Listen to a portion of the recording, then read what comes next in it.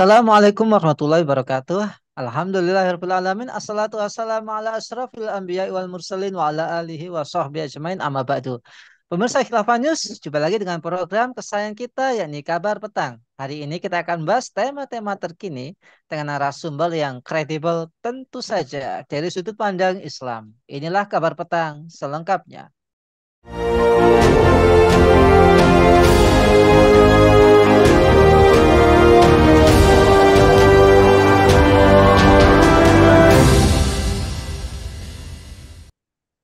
Pemirsa, nama Coki Pardede lagi-lagi menjadi perbincangan publik usai video diduga menyindir kisah Nabi Ibrahim alaihissalam.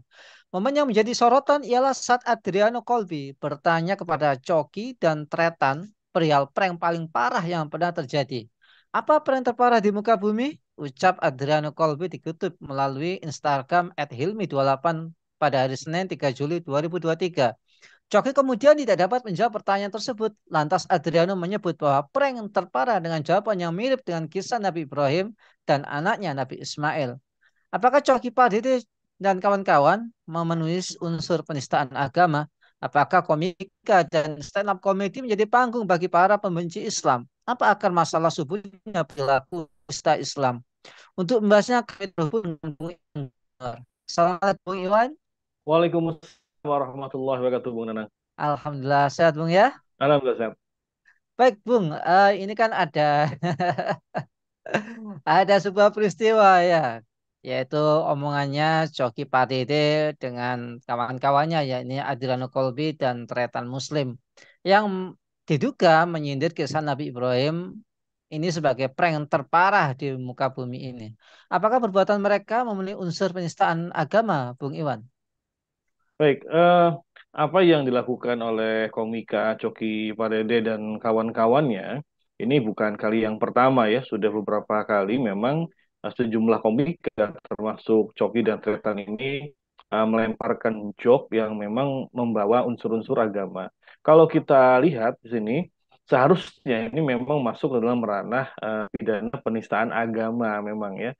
Nah, walaupun memang lebih lengkap lagi ini eh, para pakar hukum pidana, para lawyer Muslim yang mereka kita harapkan turun untuk kemudian menyeret para komika ini ke meja hijau karena sebetulnya apa yang mereka sampaikan sudah merupakan mengandung unsur penistaan agama. Karena yang disebut dengan prank itu kan kebohongan. Kebohongan memang yang mengandung unsur lawakan. Nah, sementara kisah yang ditampilkan dalam Al-Quran itu bukan bohong dan juga tidak ada unsur komedinya. Sehingga sebenarnya kalau menurut kacamata saya sebagai pengamat sosial ya dan politik ini sudah masuk ke dalam ranah penistaan agama. Walaupun lebih pastinya kita akan meminta dan berharap segera nanti para pengacara Muslim ini memberikan pernyataan dan harapan kita ini segera menyeret orang-orang seperti ini bukan hanya Tretan dan Coki tapi juga siapa saja yang menjadikan agama sebagai bahan lawakan. Dan ini cukup banyak ya di ranah stand up comedy, di tulisan-tulisan dan sebagainya. Begitu Bung Nanang.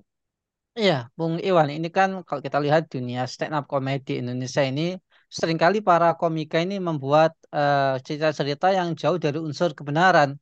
Bahkan mungkin kalau dalam bahasa saya kalau mereka kehabisan bahan itu biasanya kalau nggak porno ya ya ini ya menyindir-nyindir agama atau melakukan pelecehan terhadap Islam.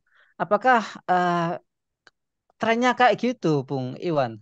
Iya, memang di dunia komedi ya di dunia lawak itu ada beberapa topik yang itu kelihatannya tanda kutip ya abadi dan laku untuk kemudian dijadikan sebagai bahan lawakan. Pertama pornografi itu hal yang memang jelas ya pornografi.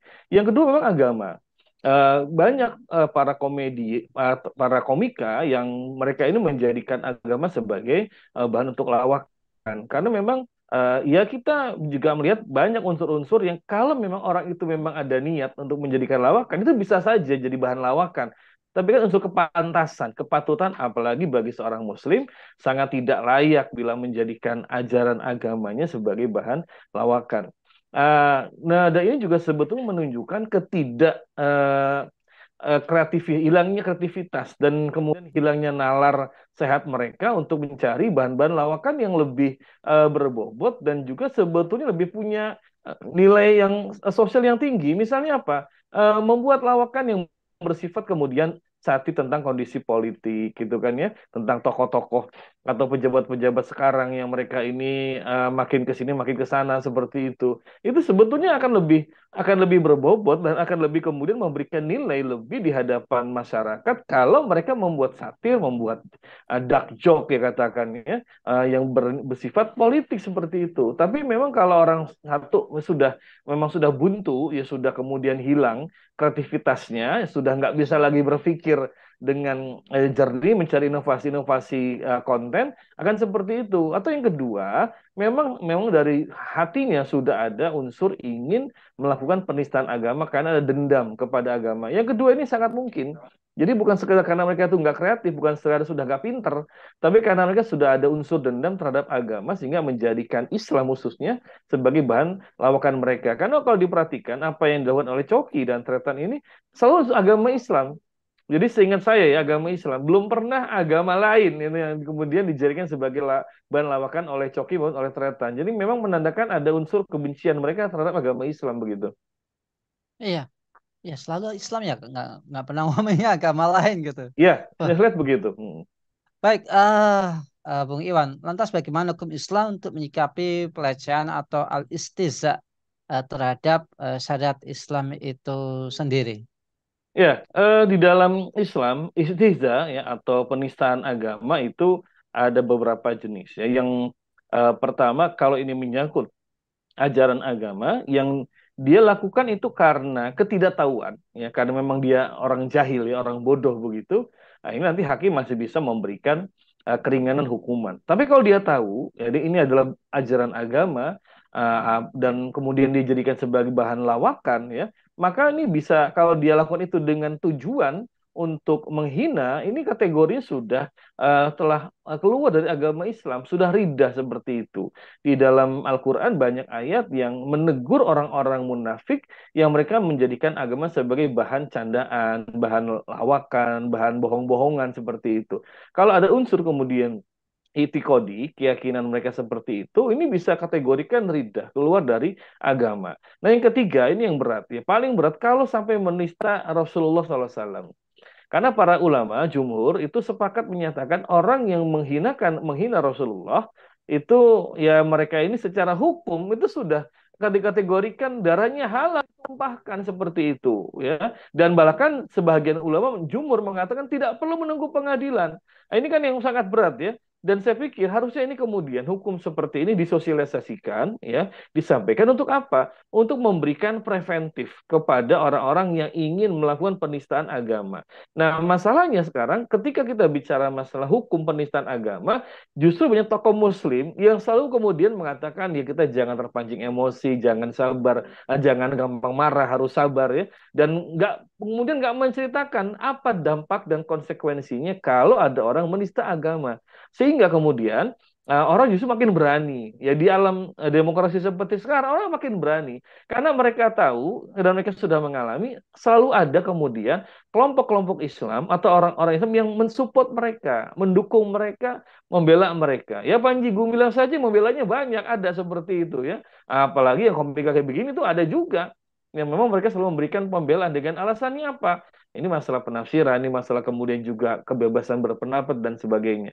Nah, jadi kalau kondisi seperti ini sampai kapanpun akan selalu ada kemudian orang-orang menjadikan agama sebagai bahan lawakan. Maka harusnya dikembalikan pada hukum Islam, kalaupun sekarang ya belum bisa dilakukan, sosialisasikan, sampaikan kepada publik bahwa kalau sampai menghina, menjadikan agama sebagai bahan bercanda lawakan, apalagi dengan unsur kesengajaan dan tahu itu ada sebetulnya nggak boleh, nah ini sanksi seperti ini, sehingga mereka itu ada unsur jera, tentu lebih tepat lagi bila kemudian memang hukum itu dieksekusi, dilakukan, Bung Nanang. Iya, Bung Iwan, apakah dalam sistem sekuler negara ini menumbuh suburkan ekspresi istihza dengan dalil kebebasan berekspresi? Sedangkan penyebaran syariat Islam justru dihambat bahkan dipersekusi. Iya, Ini satu realita ya. Orang mau bilang apapun ini realita. Bahwa ironis sekali di negeri yang mayoritas Muslim ya, justru beberapa ajaran agama itu dikriminalisasi. Ajaran tentang jihad, tentang khilafah, tentang penegakan syariat Islam itu segera dipersekusi begitu ya.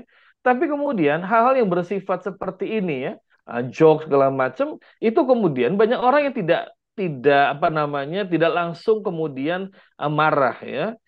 Dengan alasannya apa? Ini lawakan doang lah, nggak usah tanggepin seperti itu ya. Ditambah lagi juga sebagian orang mereka sudah menjadikan yang namanya prinsip freedom for speech ya, bebas berpendapat, bebas berpemikiran itu sebagai hal yang harus diwujudkan dalam kehidupan sekarang. Jadi kalau ada orang Islam marah karena lawakan kayak begini, dibilangnya ente baper lah. Jangan baper lah jadi Muslim gitu kan. Toh agama itu tetap akan mulia, tidak akan hina walaupun dijadikan bahan lawakan. Nah ucapan orang seperti ini yang kemudian membuat makin besar kepala para komika ya para pelawak seperti Coki Tretan yang sudah nggak sudah nggak jenius langsung jauh dari jenius lah ya yang sudah nggak punya akal sehat lagi untuk memberikan lawakan-lawakan yang berbobot seperti itu. Jadi makanya kondisi sekarang ini sayangnya ada orang-orang Islam yang mereka itu malah justru memberikan ruang ya kepada para penista agama dengan dalih kebebasan berkarya, berekspresi dan kebebasan di dalam seni termasuk dalam dunia komedi. Begitu, Bung Nanang. Nah, terakhir Bung, lantas bagaimana tindakan praktis yang harus dilakukan negara untuk mencegah berkembangnya pelecehan terhadap Islam ini, Bung? Ya, susah. Kalau mengharap negara seperti sekarang ini sangat sulit sekali. Sudah berapa kali di media sosial itu ada tokoh ataupun masyarakat umum yang melakukan penistaan agama, tapi kemudian tidak banyak, kalaupun ada nggak semua itu langsung diseret karena hukum. Kita ingatlah Victor Laiskodat misalnya, itu kan sampai sekarang bebas saja dia tidak mendapatkan hukuman seperti itu. Atau juga ya yang mengatakan bahwa suara kidung lebih daripada suara azan seperti itu atau sampai menyebut bapaknya lebih hebat daripada Rasulullah seperti itu kan sampai sekarang nggak ada penanganan hukum seperti itu. Jadi kalau mengharap dari negara seperti sekarang ya sulit tuh gitu. Yang ada malah tadi orang-orang yang menyebarkan ajaran Islam seperti paham tentang khilafah ya, juga tentang masalah penegakan syariat itu yang malah dipersekusi terus-menerus seperti itu. Nah, memang harusnya umat Muslim sekarang inilah yang kemudian membangun kesadaran, membangun opini dengan jauh bahwa umat membutuhkan sistem kehidupan yang sempurna untuk melindungi agama. Karena terbukti sistem demokrasi, apalagi liberalisme, itu nggak pernah bisa sampai kapanpun memberikan perlindungan yang utuh dan menyeluruh terhadap agama. Maka harus ada dakwah yang terus dilakukan secara masif untuk menyadarkan umat bahwa umat ini butuh penegakan dan penerapan syariat Islam untuk melindungi agama. Tidak mungkin mengharapkan dari sistem dan juga pemerintah yang sekarang ada untuk memberikan pembelaan dan perlindungan pada agama, Bung Nanang. Ya, baik. Terima kasih Bung Iwan. Semoga Sama-sama, Bung Nanang. semoga komika-komika yang lain ini lebih cerdas gitu ya ketika membawakan Ya, guyonan, betul. lebih mengkritik pemerintah atau bahkan mengkritik pelaku maksiat. Nah, gitu. Baik, semoga Bung Iwan sekeluarga senantiasa dijaga oleh Allah, Amin. dijadikan keluarga yang sakinah Sama-sama, mawaddah Bung Nanang. warahmah. Amin ya Amin. rabbal alamin. Baiklah pemirsa Khilafanius yang dirahmati oleh Allah, demikianlah bincang-bincang kita dengan Bung Iwan Januar. Semoga kita mendapatkan banyak manfaat darinya. Jangan lupa untuk subscribe, like, comment, share sebanyak-banyaknya. Semoga mendapatkan kebaikan yang luar biasa di dunia maupun di akhirat nanti. Saya Siwan undur diri, sampai jumpa di lain kesempatan dan wassalamualaikum warahmatullahi wabarakatuh.